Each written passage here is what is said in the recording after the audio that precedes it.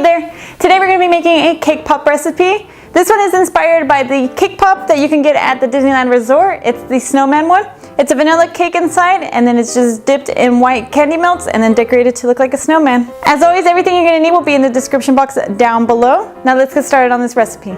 We're going to start by getting our pan and batter. I'm using a quarter sheet pan with some butter and parchment paper. Just poured in my cake mix into there, and I will leave my recipe down in the description box for you. Bake it at 350 degrees for about 25 to 30 minutes, depending on your oven. Once completely cooled and baked, we're just going to crumble it in a bowl. I'm using my hands, but you can also use a stand mixer or a hand mixer to help you crumble this and mix it. I'm adding some chocolate frosting to mine, but you can keep it to some vanilla buttercream if you want. I'm using my hand mixer as well to combine all this.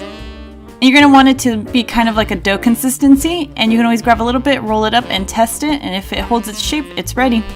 I'm using my ice cream scoop to scoop these out, and then just rolling them lightly with my hand and putting them on that parchment paper. I also melted some candy melts, and I got my cake pop sticks. Dip the stick into the candy melt, and then we're going to put that into our cake pop. I cleaned it up a little bit with my thumb, just removed that excess. And then once all of them were done, I ended up dipping them back into that candy melt. A tip I do recommend is to just let it drizzle off the cake ball and smack your wrist. If you tap it on the edge, your cake pop could come off the stick.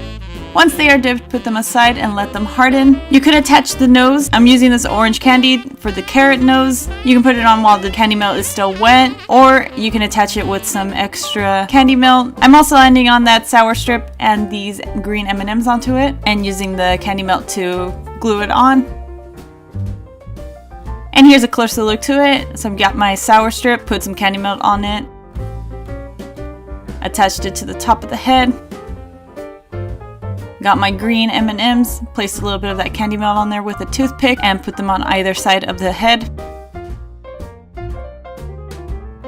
And then once all that was done, I got my black buttercream and just piped out the eyes with the number 2 tip and the mouth. You can also use some sprinkles for this part, or you can also pipe it out yourself.